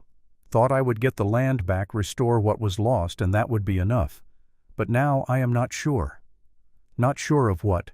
Of whether fixing the past is enough, or if I need to build something new." Sarah understood. She felt it too. The sense that they were standing at a crossroads, that the choices they made next would define more than just the resolution of old wrongs. "We could build both," she said carefully. "Honor the past by creating a future." Ethan looked at her, really looked, and Sarah saw something shift in his expression. A wall coming down, a possibility opening. "Yes," he said quietly. "We could." In the darkness beyond the firelight, the canyon waited patient and ancient, ready to witness whatever they would build together. 3 weeks later, word came that federal marshals had raided Kane's operations. 72 women liberated. Kane and 14 associates arrested. Trials scheduled. Among the rescued, Mary Wade. Alive, traumatized, but alive. And the territorial governor had accepted the land claim. 8,000 acres of Red Canyon returned to Apache Trust. Not all of what was lost, but a beginning. Ethan stood at the canyon rim watching the sun set over land that was legally and finally his people's again. Jimmy stood beside him, and Sarah stood on his other side. "What will you do with it?" she asked. "Build a school for Apache children. Teach them the old ways and the new ways both. Make sure they never forget where they came from." "You will need a teacher." Ethan looked at her. "I know one, if she is willing." Sarah smiled. "I am willing." Jimmy looked up at both of them. "And I will help, when I am not scouting with Captain Forrest." Ethan placed a hand on the boy's shoulder. "You are sure about becoming a scout?" "I am sure, like grandfather's vision showed me. I will be the bridge between worlds." They stood together as darkness fell, 3 people bound by loss and survival and the fragile hope of something better ahead. The valley had witnessed everything. The blood spilled, the lives lost, the betrayals and the redemptions. and now it held space for new stories, new beginnings, new legacies, written by those who refused to let the past define their future. In the town of Copper Ridge, things were changing too. Wade awaited trial, but Elizabeth had taken charge, was rebuilding the community on honest foundations. The 8 women from the lottery had choices now, futures they could shape themselves. And somewhere in the territorial archives, Thomas Morgan's falsified documents sat beside the truth that had finally come to light. Justice moved slow, but it moved. And in Red Canyon, as winter approached, Sarah taught her first class. 5 Apache children learning to read and write in English without forgetting their own language. Learning history from both sides. Learning that strength came from truth, not from convenient lies. Ethan watched her teach, saw her transform, again, saw the woman she had always been beneath the weight of Thomas's betrayals. And late at night, when the work was done and Jimmy was sleeping, they sat together by the fire and talked about what they were building. Not just a school, not just reclaimed land, a home, a family, a future. The bride lottery that had brought them together was a cruelty neither would forget. But from that cruelty they had forged something the town never intended: freedom, purpose, and the beginning of something that felt dangerously close to love. But that was a story for another time. For now they had work to do, land to restore, children to teach, lives to rebuild. The canyon had given them its blessing. Now they had to prove themselves worthy of it. And as the first snow of winter began to fall on Red Canyon, dusting the red cliffs, white, Sarah looked at Ethan and saw not the stranger who had won her in a lottery, but a partner who had taught her that strength came in many forms. Some days it looked like hauling water until your hands bled. Some days it looked like shooting straight when everything in you wanted to run. And some days it looked like choosing to stay when leaving would have been easier. Sarah had made her choice. Now she would live it one hard-won day at a time in a canyon that remembered everything and judged nothing but the strength of those who called it home. Winter came to the Arizona Territory with deceptive gentleness. The first snow dusted the canyon rims white, while the valley below remained brown and waiting. December 1884, and the world felt balanced on the edge of something inevitable. Victor Kane arrived on the morning of the winter solstice. 20 men rode with him, hard-faced professionals who wore their guns like other men wore watches. They came from Tombstone, from Tucson, from mining camps in Nevada where questions were not asked and bodies disappeared into abandoned shafts. Kane himself rode at the front, 48 years old, and dressed like a banker, black suit and string tie, nothing about him suggesting the monster he was. That was his power. He looked civilized while orchestrating barbarism. They stopped at the edge of Copper Ridge, and Kane raised a white flag. Captain Forrest met them at the town limits with 10 cavalry soldiers. Ethan stood beside him. Sarah was positioned on a rooftop with her Winchester. Jimmy watched from the church bell tower. The whole town held its breath. "Captain Forrest," Kane's voice was smooth, educated, "I believe there has been a misunderstanding." "No misunderstanding. You are under investigation for human trafficking. I have federal warrants." Kane smiled. "Warrants based on falsified evidence, I am sure. Disgruntled employees making wild accusations. You will find my operations are entirely legal. Contracts all signed voluntarily. Labor arrangements approved by territorial law. We will let a court decide that." "Indeed we will. But first I am here to collect property I legally purchased. 8 women paid for in full through Mayor Wade's lottery." Forrest's jaw tightened. "Those women are not your property." "The contracts say otherwise, as does territorial law regarding debt settlement and marriage arrangements." From her position above, Sarah watched Kane with cold fury. He was right, technically. The lottery had been legal. The marriages technically binding.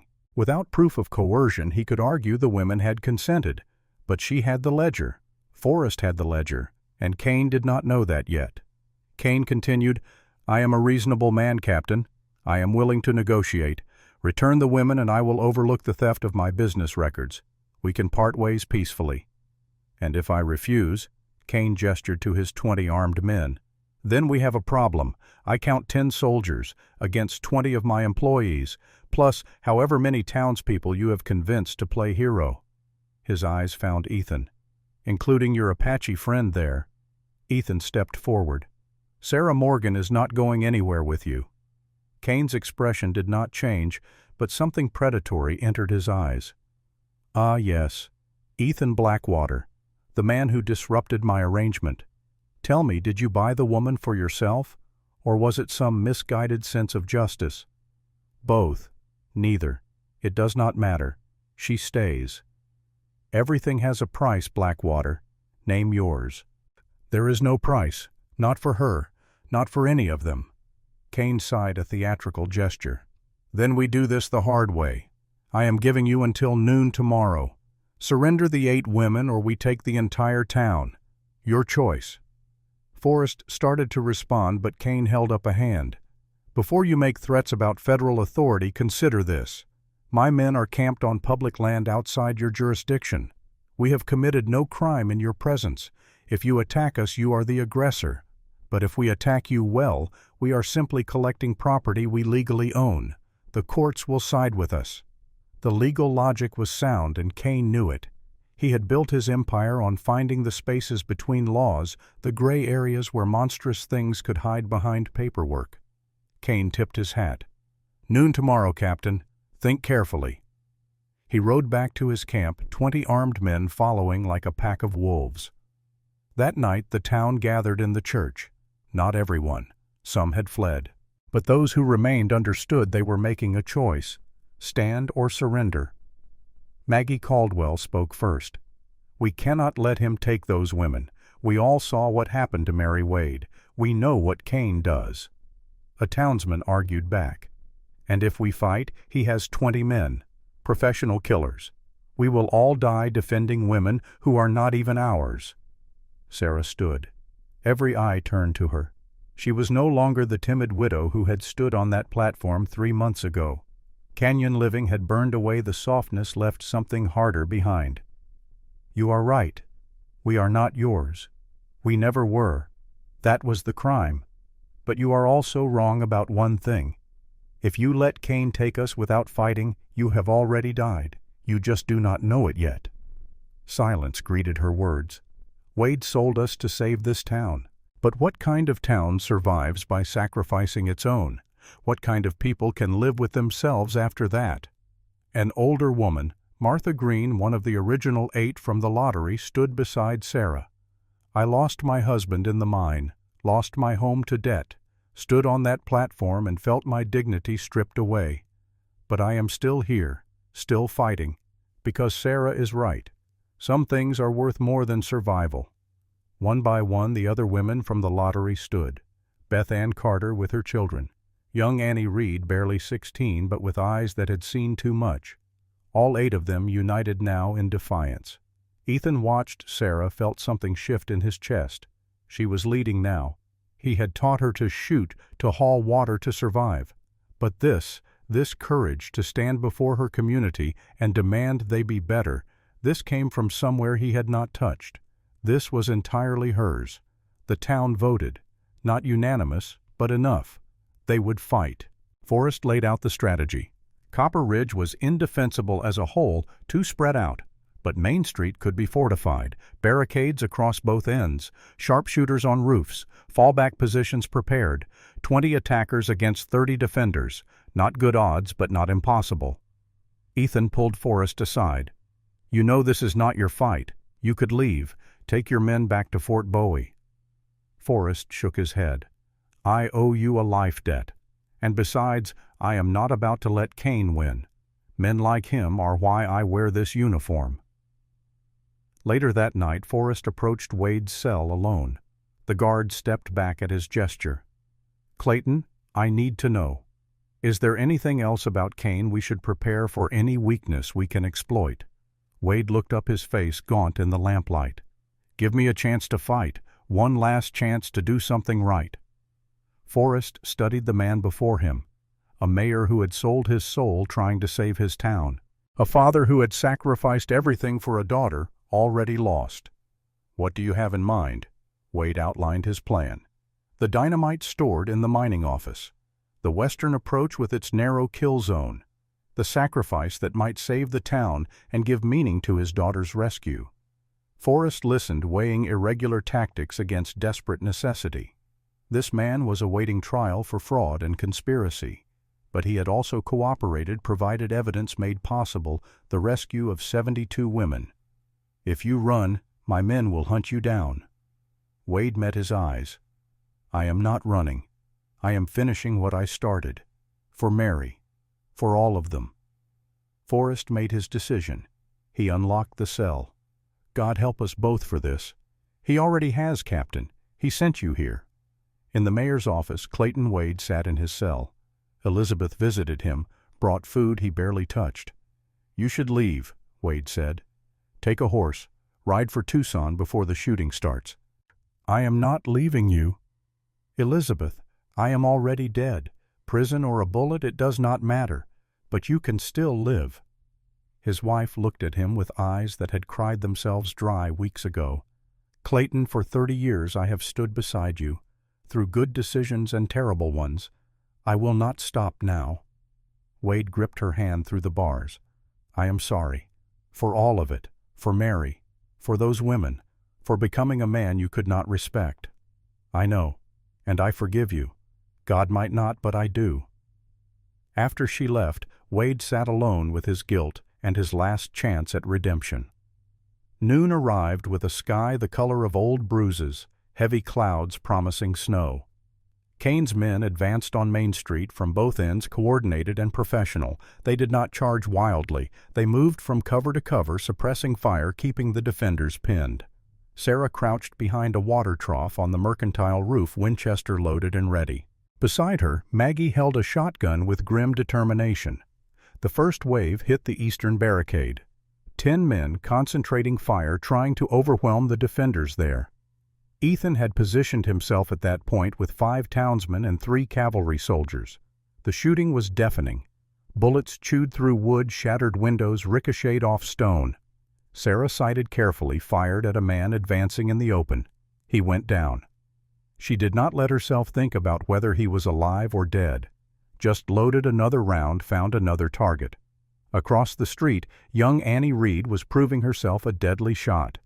The girl had taken to marksmanship with terrifying natural ability. 3 of Kane's men had already fallen to her rifle, but Kane's forces were winning through sheer volume of fire. The eastern barricade was failing, wood splintering under concentrated attack. Ethan saw it happening, made a decision. Fall back to the second line. The defenders retreated in good order, exactly as they had practiced, fell back to prepared positions inside buildings, forced Kane's men to come get them.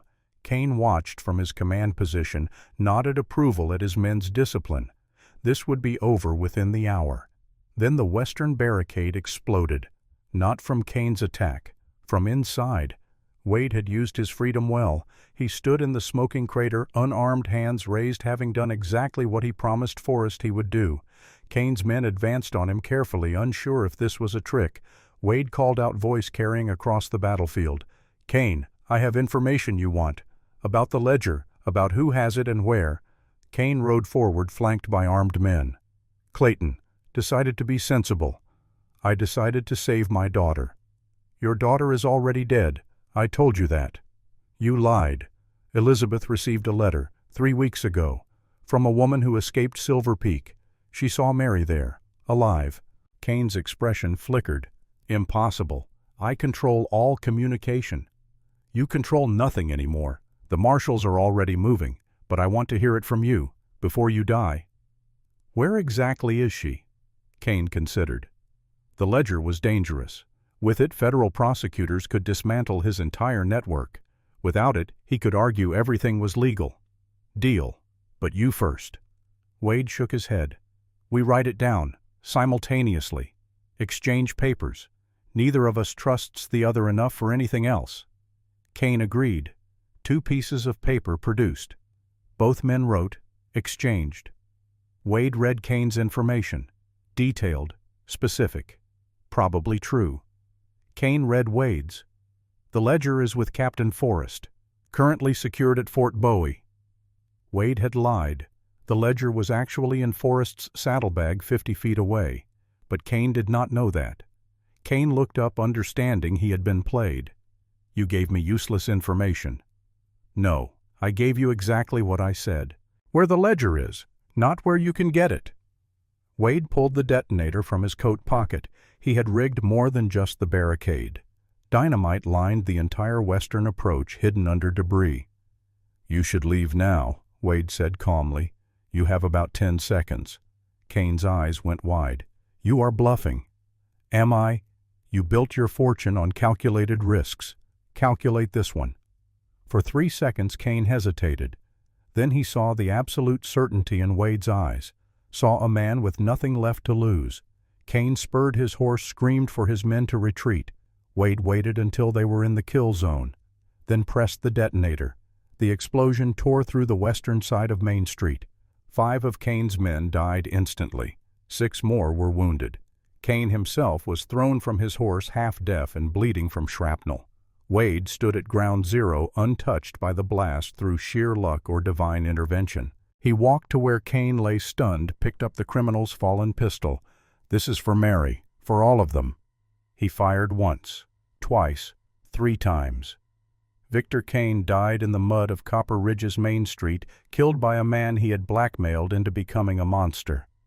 Wade dropped the gun, looked up at the defenders on the roofs, found Elizabeth watching him from the church steps. "I love you," he called to her. "I am sorry I forgot how to be the man you married." Then he walked toward Kane's remaining men, hands raised. "It is over. Your boss is dead. You can leave now or die here. Choose." The fight went out of them. Kane dead, half their number casualties, and a town full of angry defenders. The remaining men threw down weapons, raised hands. It was finished. The aftermath was organized chaos. Wounded on both sides needing treatment, prisoners to secure, damage to assess, bodies to bury. Forrest arrested Kane's surviving men, sent riders to Fort Bowie for reinforcements and medical supplies. Wade sat in the church awaiting his fate. He had killed Kane in cold blood in front of dozens of witnesses. Murder, regardless of the justification. But he had also saved the town, had sacrificed himself to stop Kane's attack. Sarah found him there, sitting alone in a pew. "Why did you do it?" she asked. Wade looked at her, this woman he had sold like livestock, and saw only honest curiosity. No judgment. Not yet. "Because I spent 2 years telling myself I had no choice, that circumstances forced my hand, that I was doing what I had to do. And every word was a lie. I always had a choice. I just kept choosing wrong. Until today." Until today. Sarah sat beside him. "Your daughter. Do you think she is really at Silver Peak?" Kane would not lie about that, not in a moment when he thought he was getting what he wanted. "Yes, I think she is there. And I think Captain Forrest will bring her home."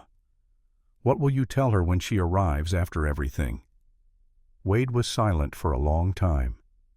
"That I failed her. That I became exactly the kind of man I always swore I would never be. And that in the end, all I could do was try to make it slightly less terrible." Sarah stood to leave, paused. "For what it is worth, I think she will forgive you. Eventually. Daughters tend to." After she left, Wade sat alone with his thoughts and his ghosts, waiting for justice to arrive. 2 weeks later, federal marshals raided the Silver Peak mine, found 72 women in conditions that violated every labor law on the books. Among them, Mary Wade. She returned to Copper Ridge, emaciated, traumatized, barely speaking, but alive. Elizabeth took her daughter into her arms and wept. Clayton Wade, shackled in his cell, heard about it from Forrest and wept too. The territorial court convened in January. Wade pled guilty to fraud, corruption, and voluntary manslaughter. The prosecution argued for 20 years. The defense argued for leniency, given his cooperation and his final act saving the town. The judge sentenced him to 10 years with possibility of parole after 5. As Wade was led away, Mary stood in the courtroom gallery. Her father looked at her, trying to memorize her face, knowing he might not see it again for years. Mary spoke, voice hoarse from months of screaming in the Nevada darkness. "Come home, Papa. However long it takes. Just come home." Wade nodded, unable to speak past the lump in his throat. In February, the territorial governor arrived in Copper Ridge with news. Maxwell Harrison was 58, career politician, but honest in an era when that was rare. He had reviewed the evidence: Thomas Morgan's journals, the falsified treaties, the survey maps Wade had preserved. He met with Ethan in the canyon, Sarah and Jimmy present. "Mr. Blackwater, I have consulted with Federal Indian Affairs, with the Railroad Commission, with legal scholars. The case is clear. Thomas Morgan committed fraud. The treaty he filed was falsified under territorial law that makes the treaty void." Ethan's heart hammered, but his face showed nothing. "And the land should revert to Apache ownership, all 12,000 acres." Should. The word hung heavy. Harrison continued, "But the railroad has already built through portions of it. We cannot simply tear up tracks that connect Tucson to Phoenix. The legal complications would take decades to resolve." Sarah saw Ethan's jaw tighten, saw the hope dying in his eyes. She stepped forward. "Governor, what if there was a compromise, something both sides could accept?" Harrison looked at her with interest. "I am listening. Return 8,000 acres to Apache Trust. The canyon lands, the water rights, the sacred areas. Let the railroad keep 3,000 acres already developed, but they pay compensation and annual fees. And they hire Apache workers for track maintenance. 20 jobs guaranteed." Harrison considered this, looked at Ethan. "Would your people accept such terms?" Ethan looked at Jimmy. "What do you think?" The boy, nearly 13, now spoke carefully. "I think our grandfathers would say better to have land to pass to our children than to fight forever and pass them nothing but bitterness." Ethan felt pride swell in his chest. The boy was wise beyond his years. "We accept," Ethan said. Harrison nodded. "Then it is done. I will draw up the documents. The land will be held in perpetual Apache trust. Cannot be sold or seized. Water rights absolute and non-negotiable." He pulled another paper from his case. "Mr. Blackwater, there is one more thing.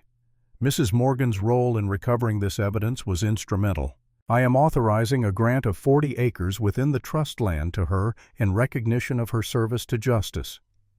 Sarah's eyes went wide.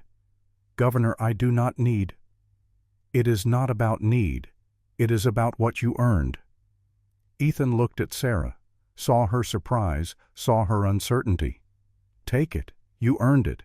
And besides, we need someone to run the school." "What school?" "The one we are going to build. For Apache children. For any child who wants to learn. You will teach them."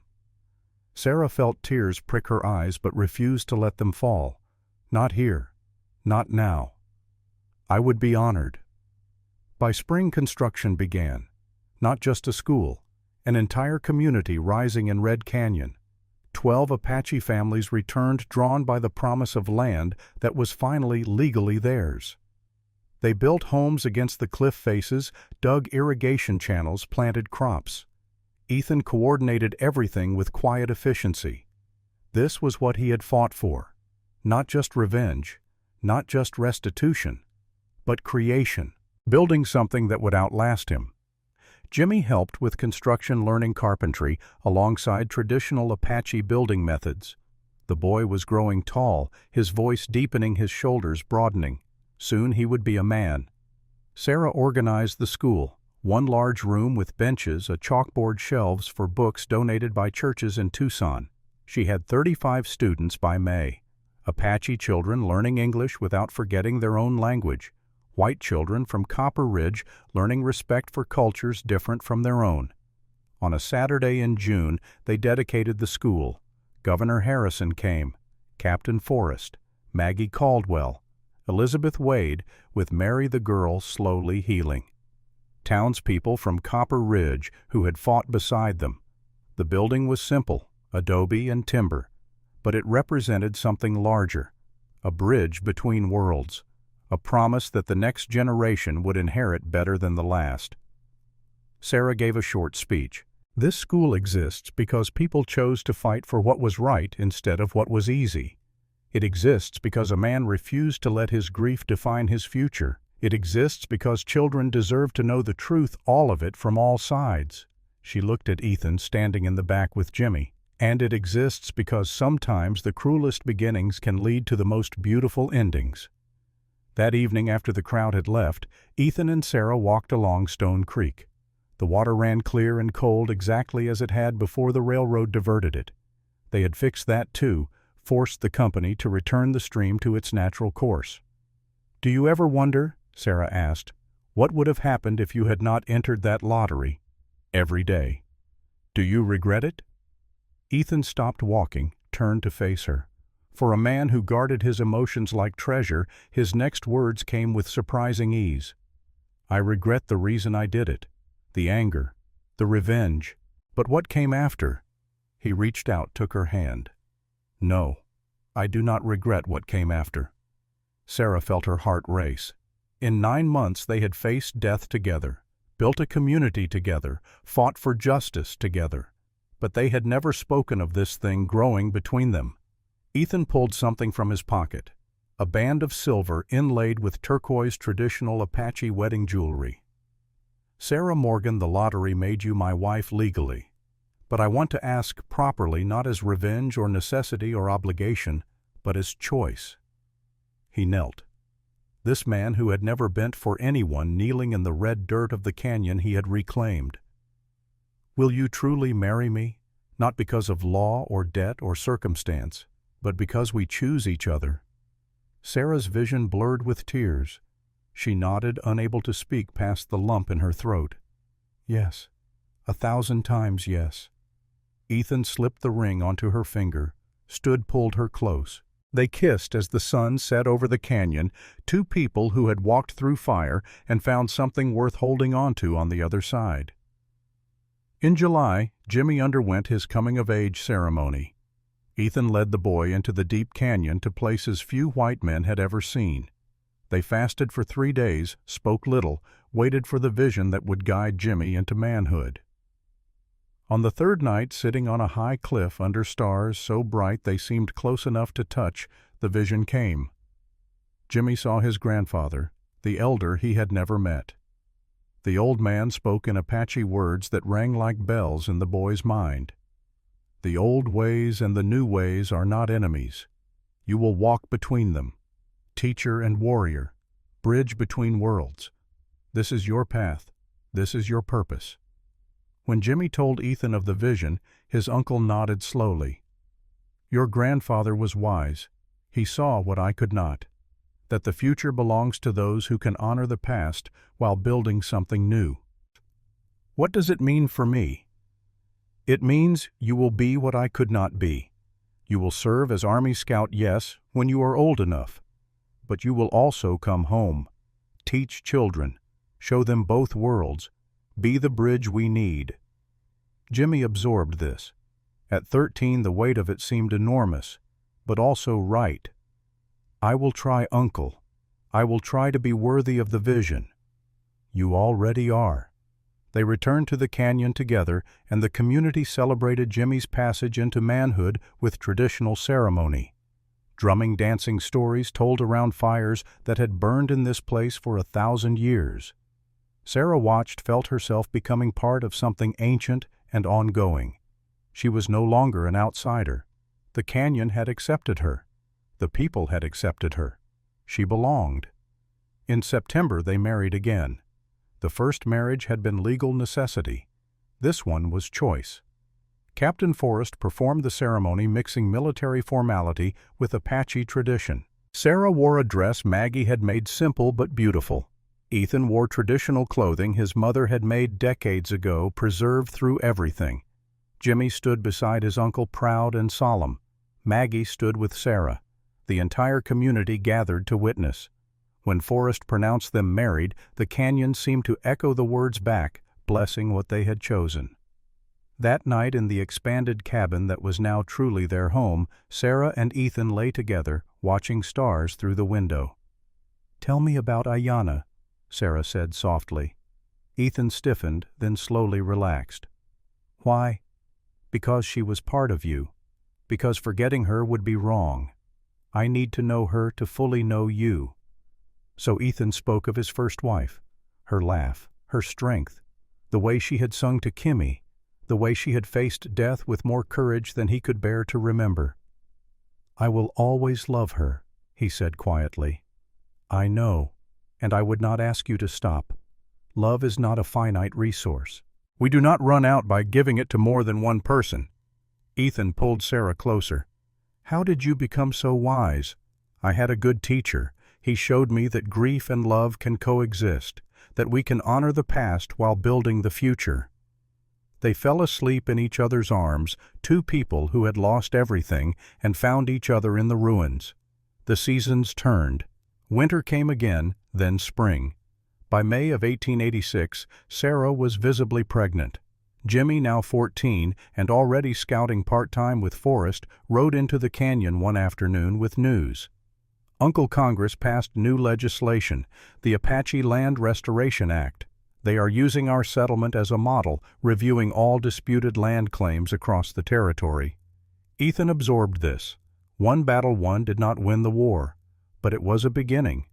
Maybe Jimmy's grandchildren would see full restoration of all Apache lands. Maybe that was enough. To plant seeds for a future you would never see. Sarah's child was born in July, a girl with her mother's green eyes and her father's dark hair. They named her Ayanna, after Ethan's first wife, and Grace, after Sarah's mother.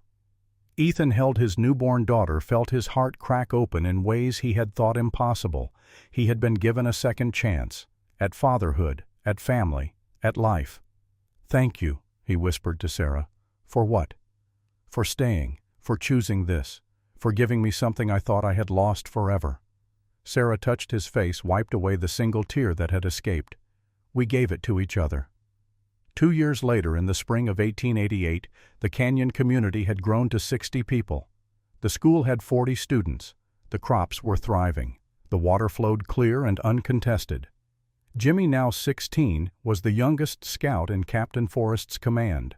He came home between assignments, taught tracking to the younger children, told stories of the wider world. Mary Wade had recovered enough to help Sarah at the school.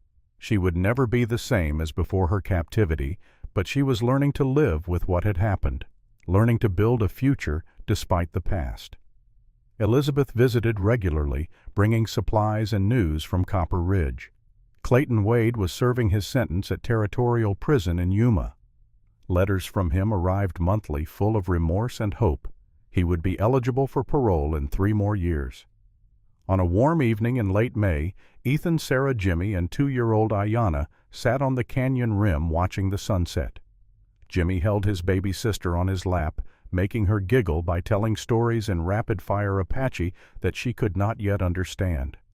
Sarah leaned against Ethan, his arm around her shoulders, her hand resting on her belly. She was pregnant again. They had not told anyone yet. "Uncle," Jimmy said, "do you ever wonder what the canyon will look like in 50 years? Ethan considered. "I hope it is full of children who never knew forced relocation, who learn both Apache and English, who walk in both worlds without shame. That is what Grandfather showed me in the vision. Then we are on the right path." Sarah spoke quietly. "Do you ever regret it, Ethan?" That day, the lottery. Ethan looked at her, at Jimmy, at little Ayanna babbling happily. At the community they had built from ashes and anger. At the school teaching children to see beyond the lies their parents had been told. "I regret the cruelty that made it necessary. I regret Thomas's betrayal. I regret Wade's desperation. But this," he gestured to everything around them. "No. How can I regret what led to this?" Sarah smiled. "Good answer." As darkness fell and stars emerged, Jimmy spoke again. "Tell me the story, Uncle. The one about how you and Sarah met. I want to remember it exactly so I can tell my children someday." Ethan and Sarah exchanged glances. The story of the bride lottery was not a pretty one, but it was theirs, and perhaps that was the point. Not every story began beautifully. What mattered was how it ended. So Ethan told it. The drought, the desperation, the lottery that sold women like property. His entry driven by revenge. winning Sarah by chance or fate, the journey to the canyon. He told about Thomas's betrayal, about water rights stolen, about families destroyed, about confronting Sarah with truths that shattered her world. He told about teaching her to survive, about battles fought, about Wade's sacrifice and Cain's death, about land reclaimed and justice achieved. And he told about the choice, always the choice, Sarah choosing to stay, Ethan choosing to heal instead of punish, both of them choosing to build something new from the wreckage of the past. And now here we are, Ethan finished. A family, a community, a future. Jimmy looked at his uncle, at Sarah, at the sleeping child in his arms. It is a good story. It is a true story. That is better than good. Sarah added, and it is not finished yet. We are still writing it. Every day, every choice. The story continues. Little Ayanna stirred, opened her eyes, looked at the stars above her, reached up with tiny fingers as if she could touch them. Ethan watched his daughter reach for impossible things and thought maybe that was the lesson. You reach anyway, you build anyway, you hope anyway. The canyon remembered everything, the grief, the rage, the betrayal, but it also remembered the healing, the building, the love that grew in soil soaked with tears. And as the last light faded from the western sky, Ethan Blackwater understood something he had spent years learning. Revenge had never been the answer. Justice was necessary, but not sufficient. What mattered, what truly mattered, was legacy. What you built, what you taught, what you passed to the next generation. He had entered that lottery to punish. But he had built a school to heal. He had won a woman by chance. But he had chosen to love her. He had reclaimed land stolen from his people. But more importantly, he had created a place where children could grow up knowing they belonged. The canyon's legacy was not the battles fought, but the lives nurtured. Not the enemies defeated, but the bridges built. Sarah took Ethan's hand, laced her fingers through his. What are you thinking? That I spent 6 years wanting revenge. But these 2 years building something with you have meant more than all those years of anger. What changed? I stopped trying to fix the past and started building the future. Jimmy stood carefully holding Ayanna. I should put her to bed. She is falling asleep again. After the boy left with the child, Ethan and Sarah sat alone in the darkness, two people who had found each other through cruelty and chosen each other through love. The canyon remembers, Ethan said softly, repeating the old Apache saying. What does it remember about us? That we were broken, and that we chose to heal, together. Sarah rested her head on his shoulder. That is a story worth remembering. Yes, and worth passing on. In the distance a coyote called. The canyon echoed the sound back the same way it echoed everything. Preserving, remembering, witnessing. This land had seen empires rise and fall, had seen peoples come and go, had absorbed blood and tears and joy, and it would continue long after everyone living now had returned to dust. But for this moment in this time, it held a family, held a community, held a story about how the cruelest beginnings could, through choice and courage and stubborn hope, lead to beautiful endings. The bride lottery that brought them together was an act of desperation and greed, but from that ugliness they had created something worth having, a home, a purpose, a legacy. And perhaps that was the greatest revenge of all, not destroying those who had wronged you, but building something so beautiful that their cruelty became irrelevant in its shadow. Ethan Blackwater had set out to make Thomas Morgan's widow suffer. Instead, he had given her a life worth living, had given himself permission to love again, had given Jimmy a future that honored the past without being trapped by it, and together they had given the canyon new stories to remember, new legacies to preserve. As the stars wheeled overhead in their ancient patterns, Ethan made a silent promise to his first wife, to his lost daughter, to all those who had died in the relocation. I will teach our children to remember you, to honor you, to never forget what was taken. But I will also teach them to build, to hope, to love fiercely in defiance of a world that tried to break us. This is how we win. not through vengeance, but through survival, through thriving, through refusing to let cruelty have the final word. Sarah stirred beside him. "It is getting cold. We should go inside." "One more minute. I want to remember this." "Remember what?" "This moment, this feeling, this certainty that we did something right. That despite everything, despite how it started, we built something good." Sarah kissed him softly. "We did, and we will keep building, tomorrow, and the day after, and all the days we have left." They stood together, walked hand in hand back to the cabin where Jimmy was singing a lullaby in Apache to little Ayanna. The firelight spilled golden through the windows, warm against the desert night. This was home. This was family. This was the future they had fought for and won. And the canyon ancient and eternal held them all close and whispered its blessing to the wind. The story was not over. Stories never truly end as long as someone remembers them, tells them, passes them on. But this chapter, this part of the tale had reached its conclusion, and it was finally and fully a happy one. Not perfect. Life is never perfect. Scars remained. Grief still visited on quiet nights. The past could not be erased. But they had survived, had thrived, had loved. And in the end, that was enough. More than enough. It was everything.